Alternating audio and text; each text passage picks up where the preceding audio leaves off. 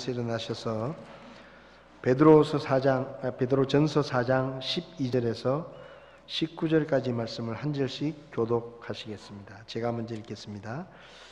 사랑하는 자들아, 너희를 단련하려고 오는 불같은 시련에 관하여는 마치 이상한 일이 너희에게 일어난 것 같이 이상히 여기지 말고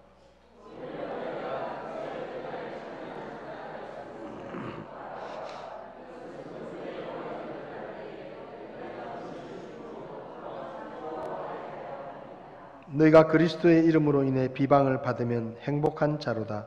영광의 영 곧 하나님의 영께서 너희 위에 머물러 계시느니라. 그분께서 그들 편에서는 비방을 받으시나 너희 편에서는 영광을 받으시느니라.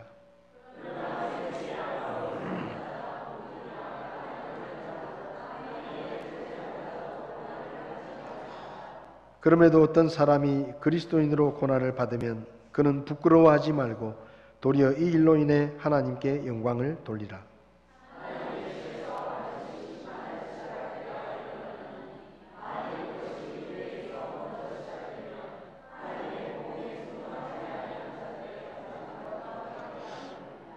또 의로운 자가 겨우 구원을 받으면 경건치 아니한 자와 죄인은 어디에 모습을 나타내겠느냐?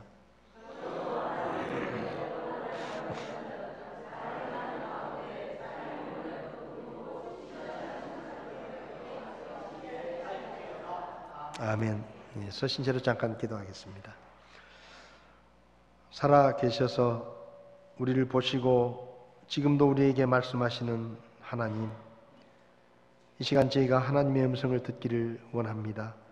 저희들의 마음을 열어주시고 주님의 음성에 귀를 기울이게 하시며 말씀을 전하는 부족한 것을 주께서 긍휼히 여기시고 오직 주의 말씀만 증거되게 종을 써 주시옵소서.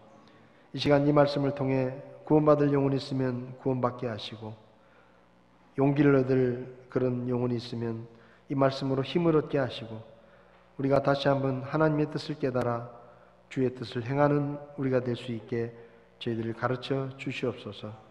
이 시간을 주님께 맡기고 예수님의 이름으로 기도했습니다. 아멘. 자리에 앉으시겠습니다. 그리스도인이라는 주제로 오늘 초부터 1년 동안 지금 말씀을 나누고 있습니다. 오늘부터는 이제 그리스도인과 고난에 대해서 말씀을 좀 드리려고 합니다.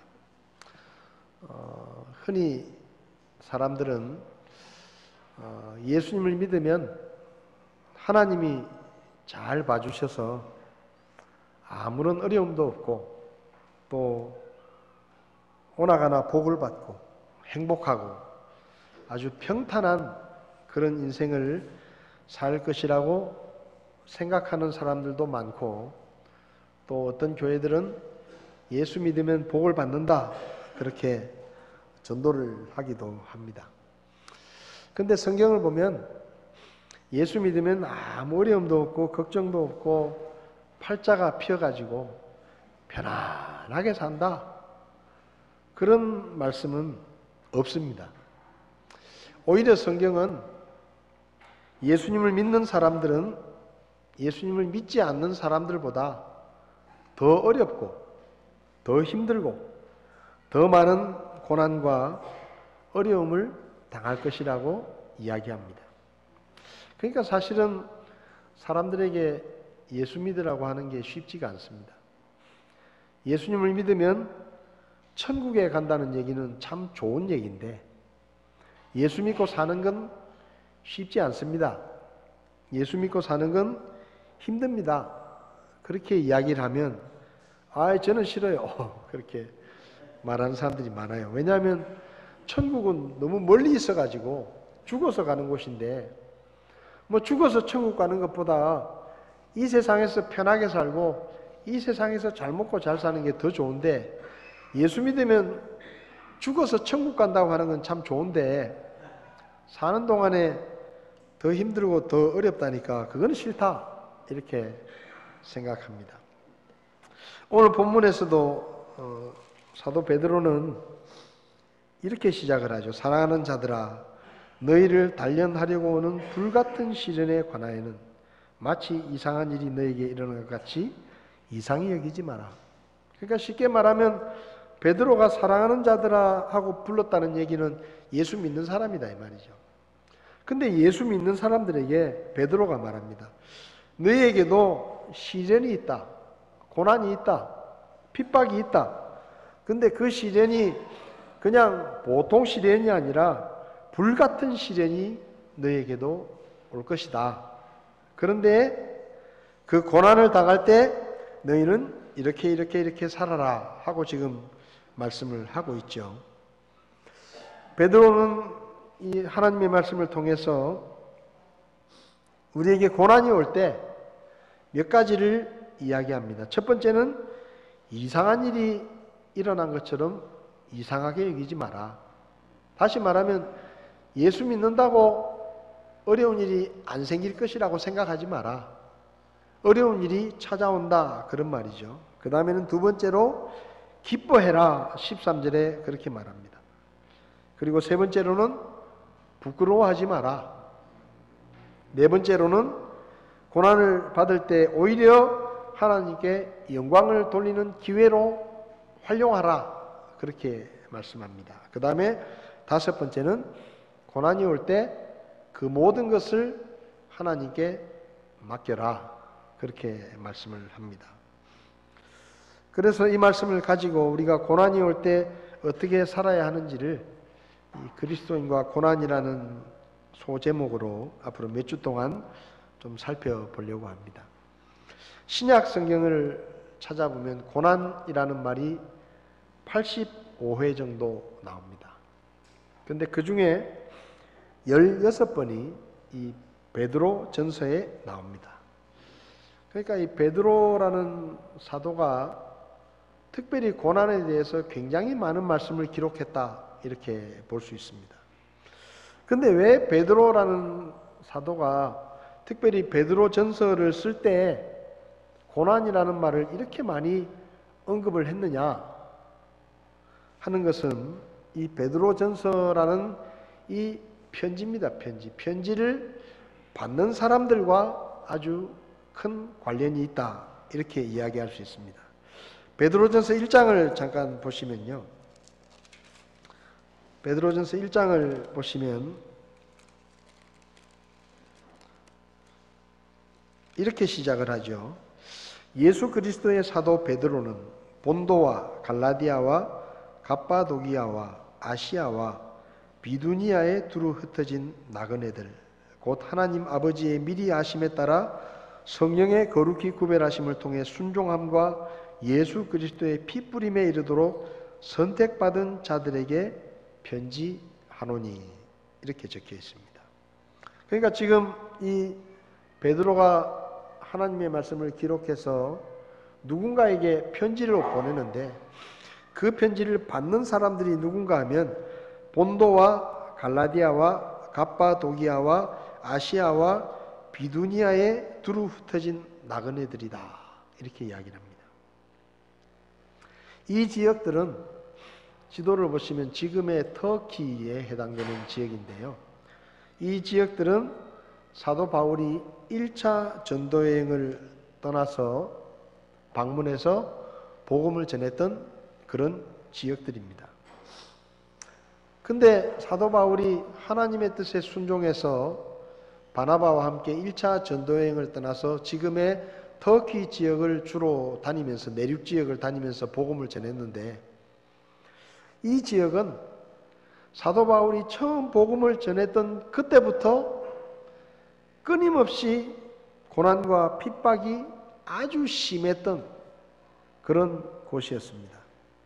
사도행전 13장을 보면 사도 바울과 바나바가 안디옥 교회 파송을 받아가지고 전도여행을 하는데 비시디아의 안디옥에서 전도를 했을 때 13장 50절을 보면 비시디아 안디옥에서 전도를 했는데 많은 사람들이 예수님을 믿었지만 유대인들이 독실한 귀부인들과 도시의 주요 인사들을 선동하여 바울과 바나바를 핍박하게 하고 그들을 자기들의 지역에서 쫓아냈다 이렇게 기록했습니다.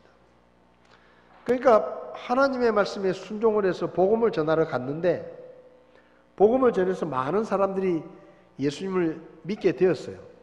좋았습니다. 하나님 말씀을 전해서 많은 사람이 예수님을 믿으니까 좋았는데, 근데 그것을 보고 그 지역에 사는 유대인들이 사람들을 선동해가지고 바울과 바나바를 괴롭히고, 그리고 결국은 더 이상 거기서 일을 하지 못하도록 쫓아내버렸어요. 그 처음부터 그랬어요. 처음부터. 그 다음에 사도행전 14장을 보면 이고니움이라는 지역이 있는데, 이 지역도 역시 베드로가 기록한 이 성경을 받는 사람들의 지역입니다. 근데 이고니움에서도 복음을 전해서 유대인과 이방인들이 많이 믿었는데, 근데 거기서도 유대인들과 이방인들이 악의를 품고 바울과 바나바를 돌로 쳐서 죽이려고 해가지고 또 도망을 쳤어요. 그러니까 이 지금의 터키 지역에 복음을 처음 전할 때부터 이 지역은 복음에 대해서 적대적이었고, 유대인들이 들고 일어나서 복음을 전하는 바울과 바나를 괴롭히고 핍박하고, 그리고 돌로 때려 죽이려고 하고 쫓아냈던 그런 곳이었습니다. 루스드라에서는 날 때부터 걷지 못한 사람을 기적적으로 일으켜가지고 그 동네 사람들이 깜짝 놀라서, 야, 저 사람들은 사람이 아니라 신이 사람의 몸을 입고 왔다. 그래가지고 그 바울과 바나바에게 막 절을 하고 제사를 드리려고까지 할 정도로 큰 기적이 일어나가지고 많은 사람이 예수님을 믿었습니다. 근데 비시디아 안디옥과 이고니움에서 바울과 바나바를 쫓아냈던 유대인들이 이 루스드라까지 출장을 와가지고 떼거리로 몰려와가지고 바울을 돌로 쳐서 거의 죽을 뻔한 일도 겪었던 곳이 바로 이 지역들입니다.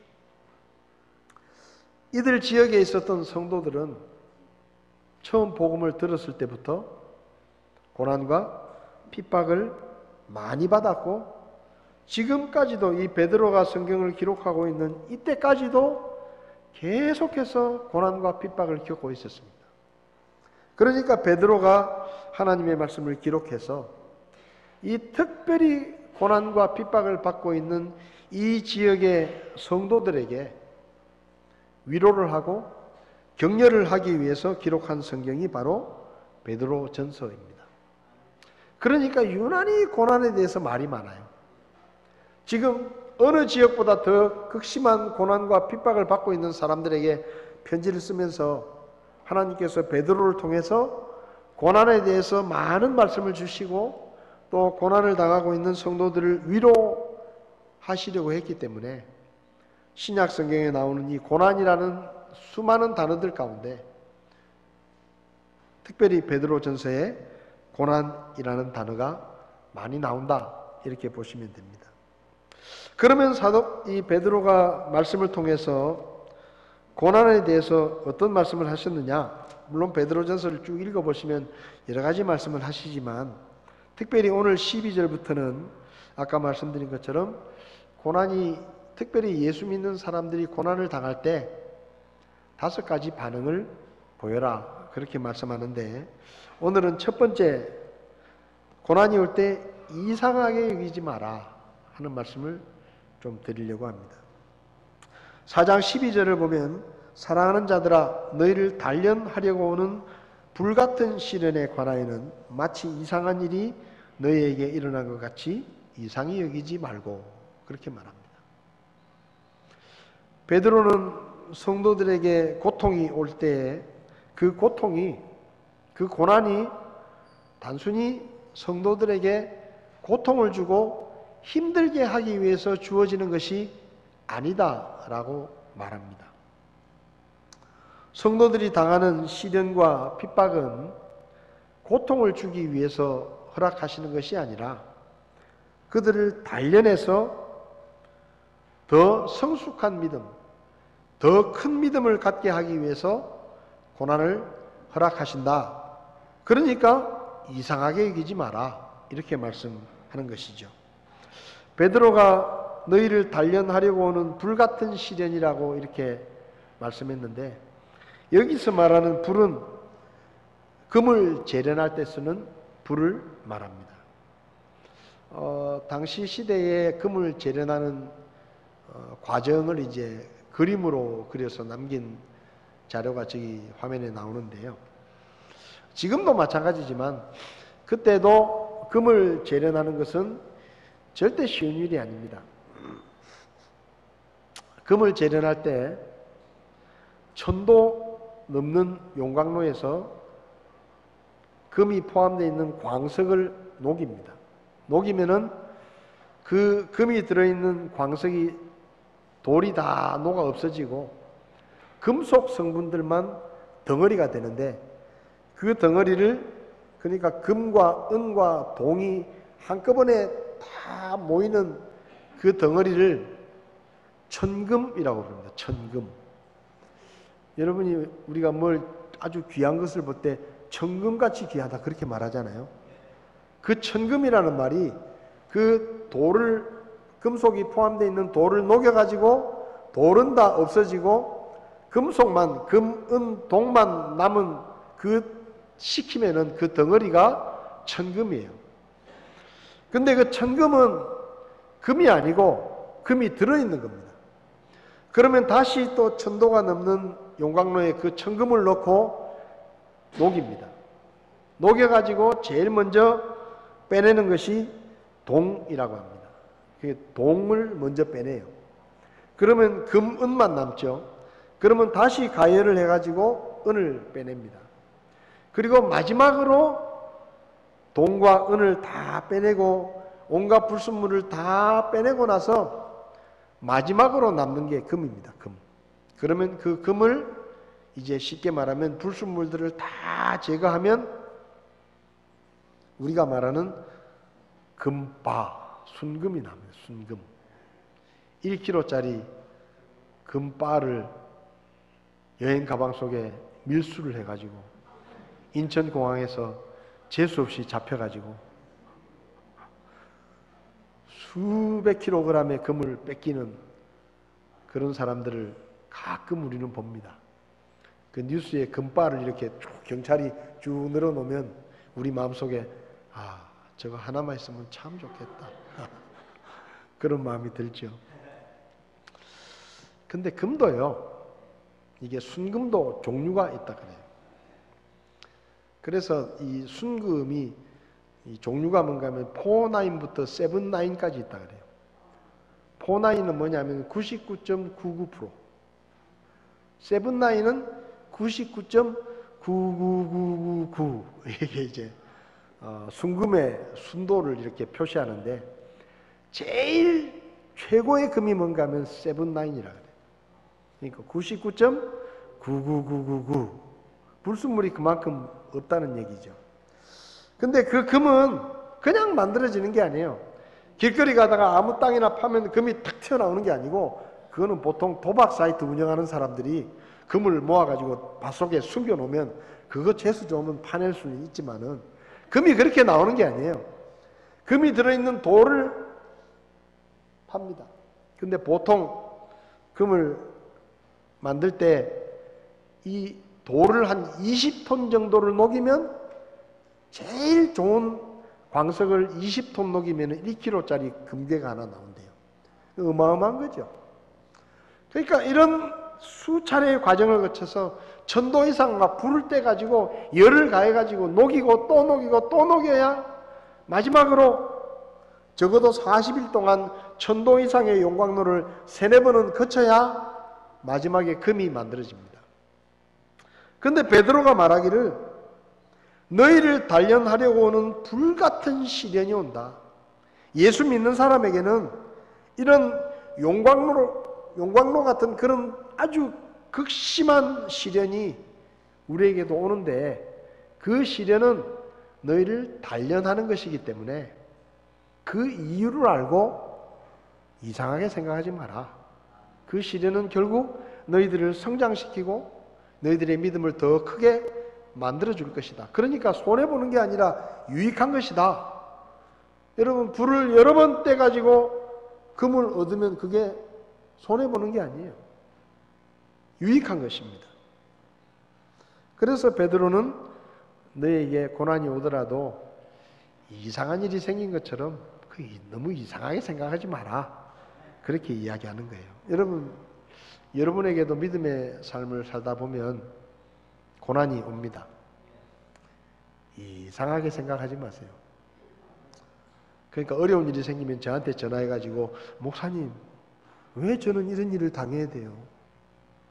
다른 사람은 다 편하게 예수 믿는 것 같은데 목사님 저한테는 왜 이렇게 힘든 일이 생겨요? 그렇게 묻지 말라는 얘기예요.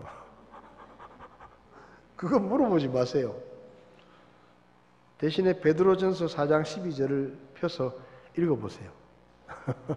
그러면 그 이유를 저한테 안 물어봐도 알 수가 있습니다.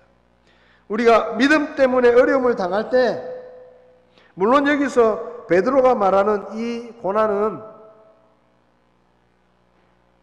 15절에 말하는 고난이 아니에요. 15절을 보면 너희 중에 아무도 살인자나 도둑이나 악을 행하는 자나 남의 일에 참견하는 것 때문에 고난을 받지 마라. 그러니까 지금 베드로가 말하고 있는 고난은 여기 15절에 말하는 고난은 빼고입니다. 빼고. 살인을 해가지고 감옥에 갇혀서 고난을 받는다. 그거 이상하게 여기지 말라는 말이 아니에요. 그걸 자랑스럽게 생각하라는 말이 아니에요. 도둑질을 해가지고 나쁜 짓을 해가지고 어려움을 겪는 것을 그거를 뭐 기쁘게 여겨라 그런 말이 아닙니다. 남의 일에 괜히 참견하다가 얽혀가지고 고생스러운 일을 하는 그것을 영광으로 생각해라 그런 말이 아니에요. 지금 여기서 베드로가 말하는 고난은 믿음 생활을 잘하고 있는데 하나님을 잘 섬기고 있는데 이유를 잘 모르겠어요.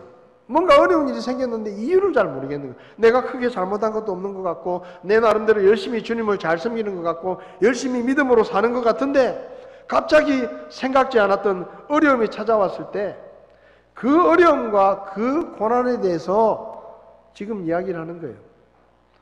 내가 잘못해가지고 힘든 거는요, 그거는 반성해야 되는 거예요. 그건 기뻐하고 자랑스러워할 게 아니라 그건 반성해야 되는 거예요. 욥기를 보면 욥이라는 사람이 나오는데 욥기 1장을 보면 이 욥이라는 사람이 얼마나 하나님을 잘 믿고 잘 섬겼는지 하나님의 말씀을 기록한 성경에 뭐라고 기록했는가 하면요, 이렇게 적혀 있습니다. 우스 땅에 욥이라는 이름의 한 사람이 있었는데 그 사람은 완전하고 곧바르며 하나님을 두려워하고 악을 멀리하는 자더라. 그러니까 하나님께서 우스 땅에 사는 욥이라는 사람을 뭐라고 말씀하셨는가 하면 완전하고 곧바르며 하나님을 두려워하고 악을 멀리하는 자다 이렇게 말씀하셨어요. 한마디로 말하면 굉장히 믿음이 좋은 사람이다 이 말입니다. 이 사람은 또 복을 많이 받아가지고 아들 7과 딸 3을 두었습니다. 10남매를 두었죠. 그리고 많은 가축을 가진 부자였습니다. 그 집에는 일하는 종들도 많았습니다. 3절을 보면 이 사람은 동쪽의 모든 사람 중에 가장 큰 자더라. 제일 부자라는 말이에요. 동쪽에 사는 사람들 중에서 제일 큰 부자다.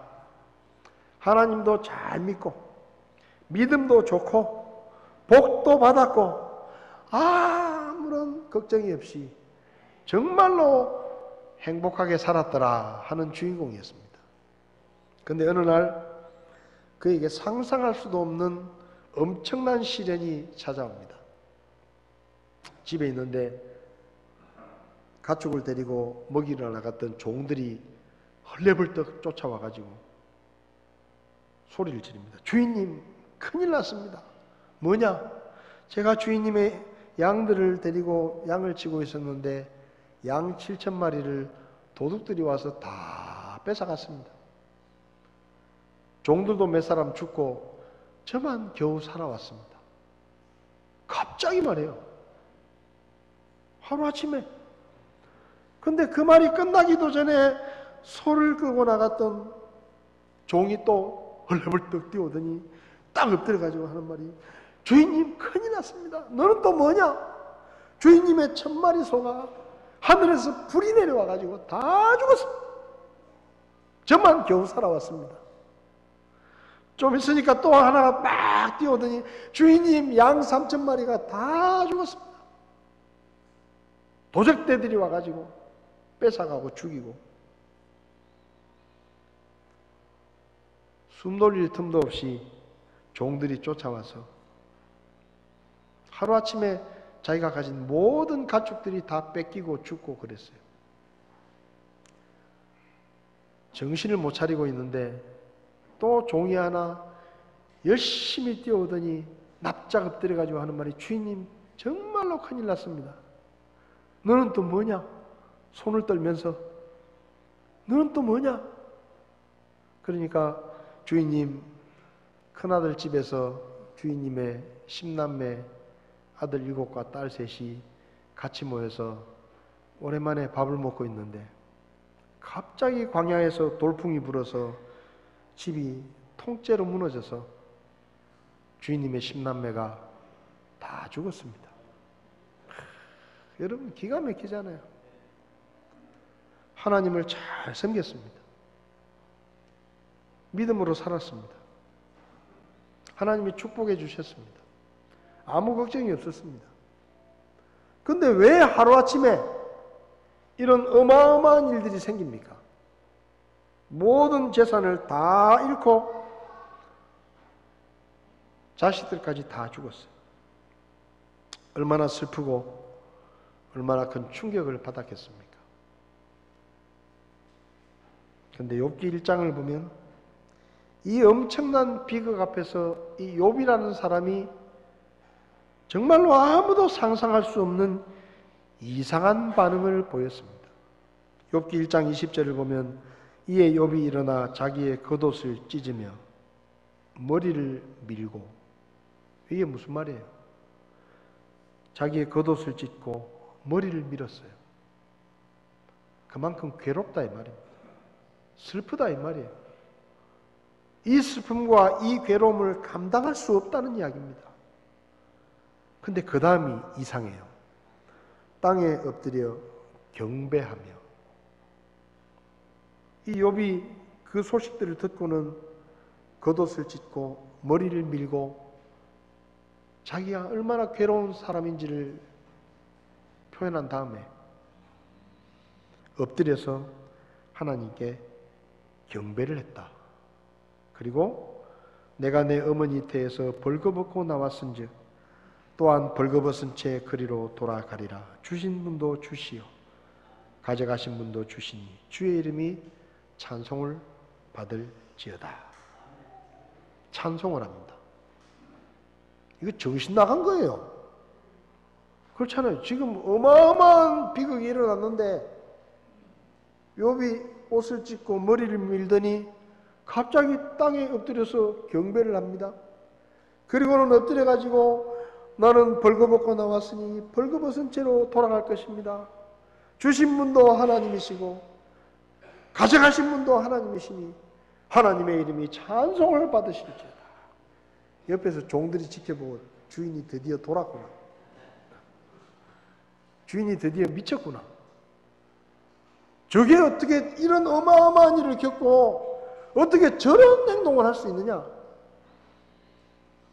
이 모든 일에서 욥이 죄를 짓지도 아니하고 어리석게 하나님을 비난하지도 않았다라고 성경은 말합니다.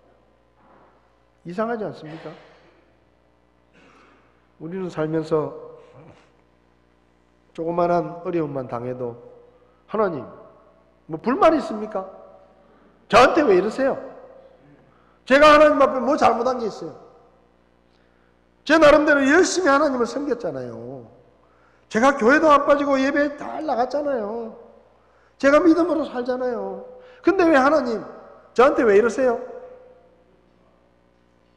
우리는 작은 어려움을 겪어도 그렇게 불평하고 하나님 앞에 따지고 드는 사람이 꽤 많아요. 여러분은 안 그러실지 모르지만 그런 사람이 꽤 많습니다.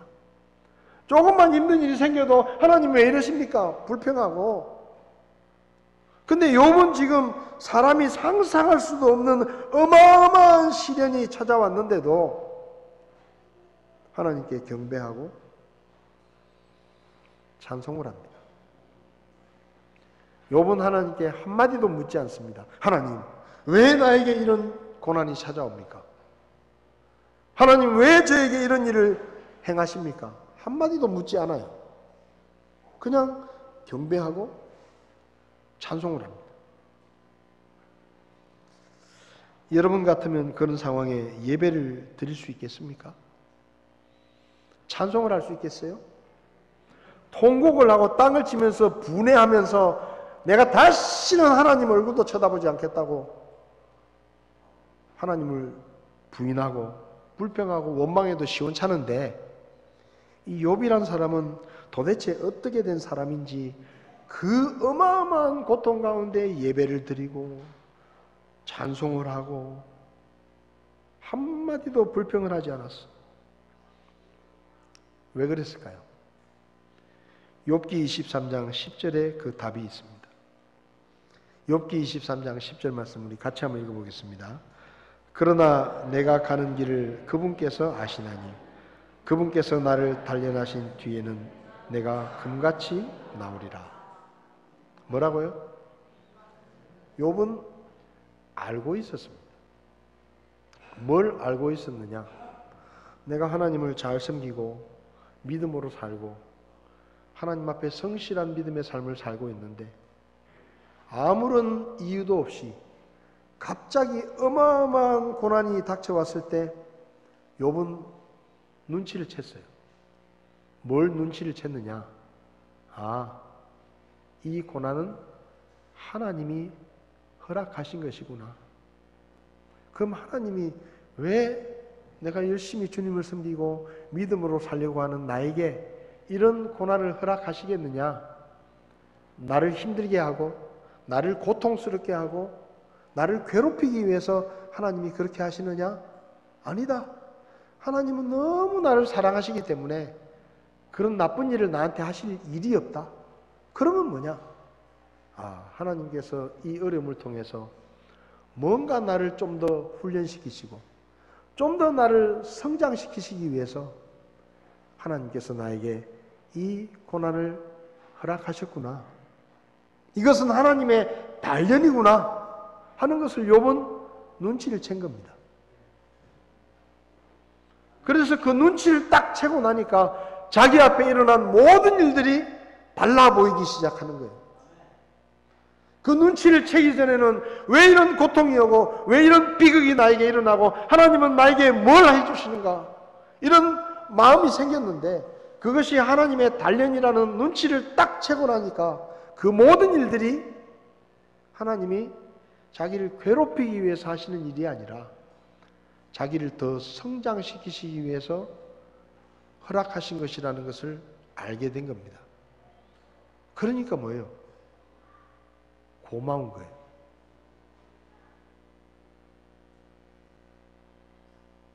학교 다닐 때 두 종류의 선생님이 있습니다.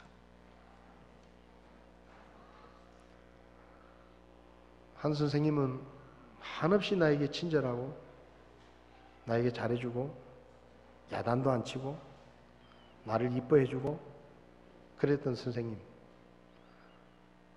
근데 진심으로 나를 아끼지 않고 진심이 느껴지지 않는 선생님. 저는 그런 선생님들의 이름도 생각이 안 납니다. 솔직하게 얘기하면 이름도 생각이 안 나요.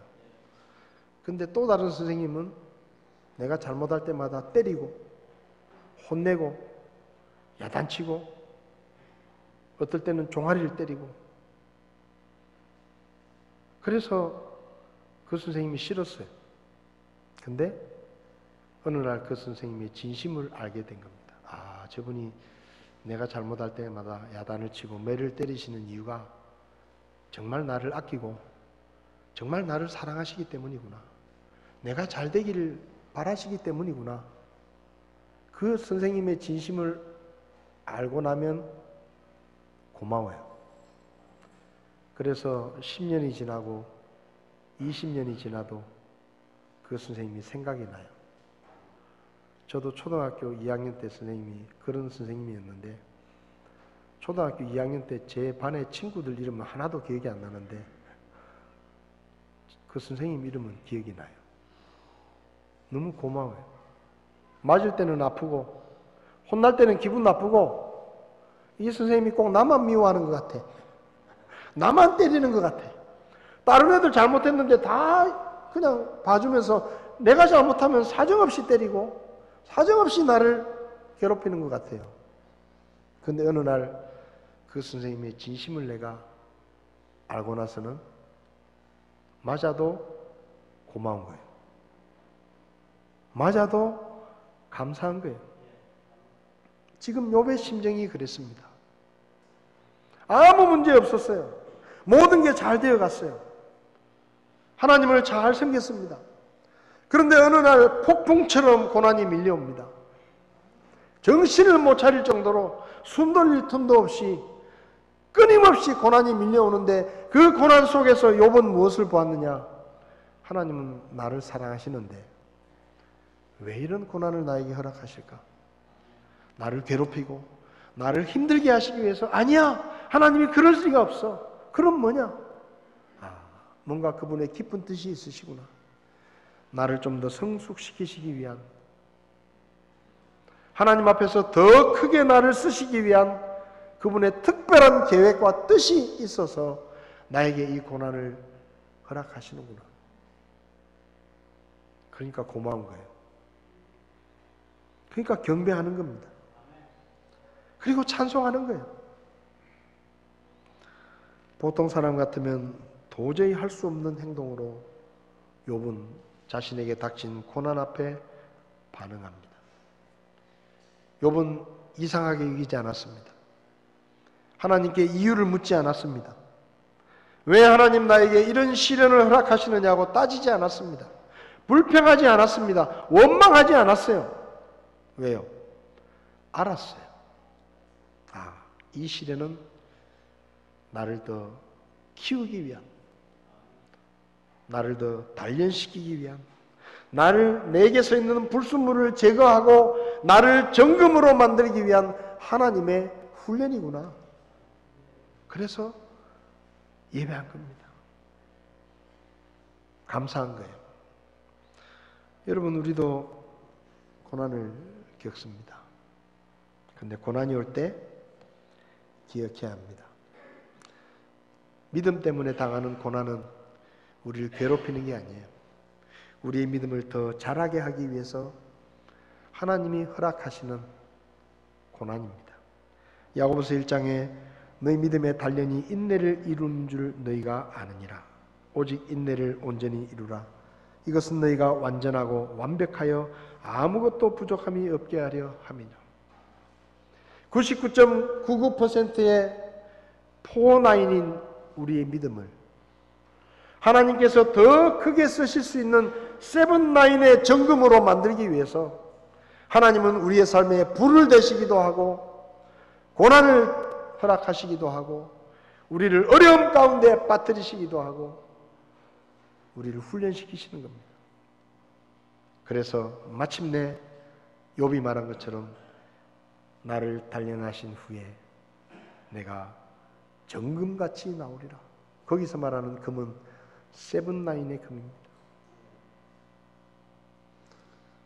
저 역시 예수님을 믿은 후에 40년의 세월을 믿음의 길을 걸어오면서 적지 않은 고난과 시련을 겪었습니다. 사람들이 말하죠. 내가 겪은 고난을 책을 쓰면 5, 60권은 나올 거라고. 저도 그랬어요. 여러분들도 아마 그랬을 거예요. 예수님을 믿는다고 매를 맞은 일도 많고, 한겨울에 아무도 문을 열어주지 않아서 밤새도록 대문 밖에서 꼬박 덜덜덜 떨면서 있었을 때도 있었습니다. 군대 생활을 할 때는 예수 믿는다는 이유로 고참에게 기합을 받고 부대 밖에 있는 교회에 예배를 드리고 갔다 오면 쫄병이 공기가 빠져서 교회 간다고 탐조등 초소에 끌려가서 엉덩이에 피가 나도록 4개월 동안 맞았습니다. 직장 생활을 할 때도 회식 때마다 어떻게든 나에게 술을 한 잔 먹여보려고 이상한 그 선배들이 꼭 소주병을 들고 와서 술을 한 잔 마시라고 저를 괴롭히고요. 수요일에 예배 때문에 잔업을 못하고 일요일에는 출근을 안 하면 반장들이 불러가지고 야 인마 너 뭔데 잔업도 안 하고 출근도 안 하냐 일요일날. 그래요. 욕을 해요. 10원짜리 욕을 막 퍼부어가면서. 그러면서 이렇게 말해요. 야 인마 우리 회사에 다른 교회에 다니는 집사들도 많은데 그 집사들도 수요일날 교회 안 가고 잔업한다. 뭐 네가 집사보다 높냐? 자식아. 욕을 해요. 솔직히 그 당시에는 내가 왜 예수 믿어가지고 이렇게 얻어맞고 이런 말 같지도 않은 욕을 먹고 비상식적인 그런 대접을 받나? 솔직히 힘들 때도 있었습니다. 근데 시간이 지나면서 하나님께서 그런 시련들을 통해서 내 믿음을 빚어오셨구나. 그런 생각을 하게 되었습니다. 그리고 내가 생각하는 때와 하나님의 때가 좀 다르구나. 나는 빨리 이 고난이 지나갔으면 좋겠는데 하나님은 일부러 나를 더 단련하시기 위해서 일부러 천천히 이 고난이 지나가게 하시는구나. 그리고 하나님의 때가 되면 그분께서 해결하신다는 것을 저는 보았습니다. 하나님을 믿는다고 하면서 여전히 제가 의지하고 있던 세상에 있는 것들, 어떤 사람들의 모습들을 하나님께서 버리게 하시는 것을 저는 보았습니다. 하나님 한 분만 쳐다보도록 만드시는 것을 저는 경험했습니다. 고린도후서 1장에서 사도 바울도 말했습니다. 형제들아 아시아에서 우리에게 닥친 우리의 고난에 대해 너희가 모르기를 원치 않는다. 우리가 정말로 살 소망까지 끊어지는 그런 어마어마한 시련을 겪었다. 그런데 그 이유가 우리가 우리 자신을 신뢰하지 아니하고 죽은 자들을 일으키시는 하나님을 신뢰하게 하시려고 우리에게 그렇게 시련을 허락하셨다. 그는 그렇게 말합니다. 여러분, 우리도 그렇잖아요. 어머니 아버지가 자식들에게 뭔가를 가르칩니다. 근데 자식들이 그 말을 잘 안 들어요. 좋은 말로 하면 안 들어요. 그래서 큰 소리를 치면 듣는 척해요. 근데 제대로 듣는 때가 있습니다. 얻어맞으면 제대로 들어요. 큰 소리를 치면 앞에서는 듣는 척하고 안 해요. 근데 얻어 터지면 바로 해요.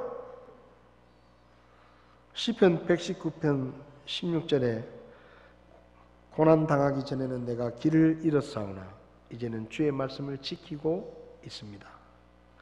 고난받기 전에는 내가 잘못된 길로 갔지만 고난을 당한 후에 이제야 주의 말씀에 순종합니다.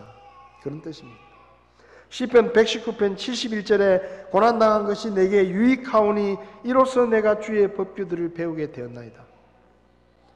하나님의 말씀을 말로 하면 우리가 안 들으니까 하나님이 때로 고난을 통해서 시련을 통해서 우리가 하나님의 음성에 귀를 기울이게 하시고 그분의 음성에 순종하게 만드시는 겁니다. 그게 우리에게 오는 고난이에요. 역사상 가장 이해하기 어려운 고난이 바로 2000년 전에 하나님의 아들이신 예수님이 채찍에 맞으시고 십자가에 죽으셨던 사건입니다. 그분은 아무런 죄를 짓지도 않았습니다. 그분은 수많은 선을 행했습니다. 수많은 사람들을 도와주었습니다. 그런데 그분에게 돌아온 것은 매질과 침뱉음과 채찍질과 죄 없이 누명을 쓰고 십자가에 죽는 억울한 죽음이었습니다. 억울한 고난을 당하셨어요. 그런데 지금 우리는 아무도 예수님의 죽음을 헛된 죽음이라고 말하지 않습니다. 예수님의 고난을 억울한 고난이라고 말하지 않습니다. 왜냐하면 하나님의 아들이신 그분께서 왜 고난을 당하셨는지 우리가 그 이유를 너무 잘 알고 있기 때문이에요. 이사야 53장에 말합니다. 5절에 그가 징벌을 받음으로 우리가 화평을 누리고 그가 채찍에 맞음으로 우리가 고침을 받았다. 무슨 말이에요? 예수님이 이유 없이 억울하게 채찍에 맞고 십자가에 죽어주셨기 때문에 누가요? 우리가 우리의 죄값을 치르지 않게 됐고 그분이 아무 죄도 없는 그분이 십자가에 달리셔서 우리의 죄를 대신 지고 뒤집어 쓰고 죽어주셨기 때문에 우리가 우리의 죄 때문에 당해야 될 지옥의 영원한 형벌에서 벗어날 수 있었다는 얘기입니다. 그 이유를 우리가 알기 때문에 우리는 그분의 고난과 그분의 죽으심을 이상하게 생각하지 않습니다. 고맙게 생각하죠. 감사하죠. 여러분, 우리에게 일어나는 일 중에 우연히 일어나는 일은 하나도 없습니다. 이유 없이 일어나는 일도 없습니다. 우리에게 일어나는 모든 일에는 아무리 작은 일이라도 하나님의 뜻과 그분의 목적이 있습니다. 어려움이 올 때, 믿음으로 사는데 힘들 때, 일이 잘 안 풀리고 괴로울 때, 고통스러울 때, 아직도 하나님께서 조금 더 기다리라고 말씀하실 때 우리는 마음이 급한데 그때 우리는 어떻게 해야 됩니까? 이상히 여기지 말아야 됩니다. 그리고 신실하신 하나님을 믿고 조금 더 기다려야 됩니다. 로마서 8장 28절에 같이 읽어보겠습니다. 우리가 알거니와 하나님을 사랑하는 자들 곧 그분의 목적에 따라 부르심을 받은 자들에게는 모든 것이 합력하여 선을 이루느니라. 이 약속의 말씀 때문에 우리는 조금 더 기다릴 수 있습니다. 알기 때문에. 지금 이유 없이 당하는 고난과 시련이 언젠가 하나님께서 선으로 바꾸실 것이라는 것을 믿지 않는 사람들은 모르지만 우리는 알기 때문에 조금 더 기다릴 수 있고 조금 더 견딜 수가 있는 것입니다. 다 눈을 감으시겠습니다.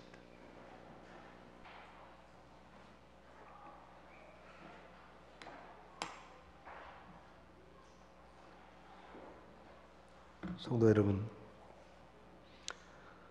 혹시 고난과 시련을 지나고 계십니까? 곧 끝날 줄 알았는데 아직도 끝이 없이 어두운 터널을 지나고 계십니까? 나름대로 기도하고 믿음으로 살려고 애를 쓰는데 사업이 잘 안 되고 일이 잘 안 풀리고 도대체 왜 나에게 이런 일이 일어나는지 이유를 알 수 없는 어려움이 지금도 계속되고 있습니까? 낙심하지 마십시오. 하나님이 아십니다. 하나님이 허락하신 것입니다. 믿음으로 조금 더 견디십시오. 주님의 때까지 조금 더 참으십시오. 그러면 주님께서 약속하신 대로 모든 것이 합력해서 선을 이루게 하실 것입니다. 낙심하지 마십시오.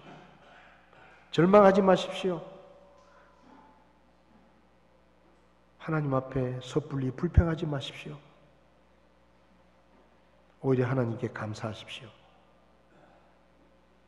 우리를 단련하시는 그 시련을 이상하게 여기지 말고 주님을 바라보며 믿음으로 잘 견디시기를 바랍니다. 혹시 여러분 가운데 목사님, 제가 교회는 왔지만 아직 예수님을 믿지 않습니다. 근데 오늘 설교를 들으며 복음은 제가 많이 이야기하지 않았지만 예수님이 십자가 위에서 죽으신 것이 저 때문이라는 것을 제가 알았습니다. 저도 예수 믿고 죄를 용서받고 구원받기 원합니다. 그런 분 계시면 오른손을 잠깐 들어주시면 제가 기도해 드리겠습니다. 그런 분 계시지 않습니까?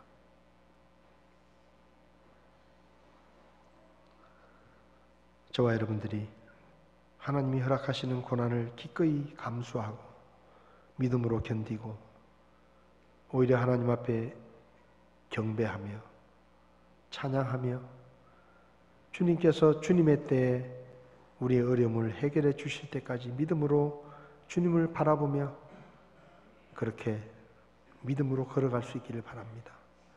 혹 우리 가운데 어려움을 당하는 분들이 있으면 여러분 기도해 주십시오. 격려해 주십시오.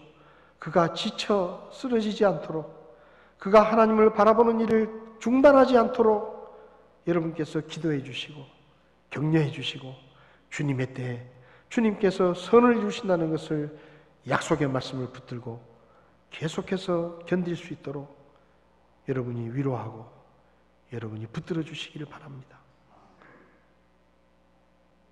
우리에게 고난이 올 때 이상히 여기지 말고 믿음으로 하나님을 바라볼 수 있기를 바랍니다. 고마우신 하나님, 우리를 죄악 가운데서 구원해 주시고 하나님의 자녀로 삼아 주시고 믿음의 길을 걸어가며 때로 어려움과 고난이 닥칠 때 오 하나님, 우리를 불쌍히 여겨 주셔서 우리가 낙심하지 않도록 저희를 도와주시기를 바랍니다. 우리가 불평하고 하나님께 원망하지 않도록 저희들의 믿음을 더해 주시기를 원합니다. 어려운 일이 닥칠 때, 믿음 때문에 고통을 당할 때, 손해를 볼 때, 불이익을 당할 때 하나님을 바라보게 하시고 언젠가 하나님께서 모든 것이 합력해서 선을 이루신다는 것을 기대하며 하나님께 예배하고 찬양할 수 있도록 저희들을 도와주시옵소서. 우리 가운데 지금도 어려운 길을 가고 있는 분들, 믿음 때문에 핍박을 받는 분들, 고통을 당하는 분들, 오 하나님, 저들을 도우시고 붙들어 주시고 저들의 마음속에 있는 말씀을 붙들고 낙심하지 않도록 하나님을 바라볼 수 있도록 저희들을 도와주시옵소서. 힘을 주시옵소서.